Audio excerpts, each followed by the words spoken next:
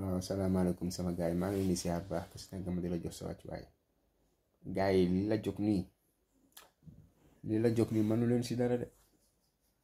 waaw léegi stade yeex li yëpp public yi de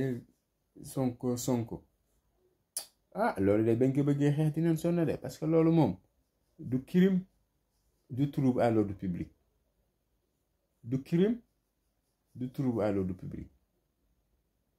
donc pour empêcher nit ñi def ko moom ay yàlla yan ñu yaa doolu sutura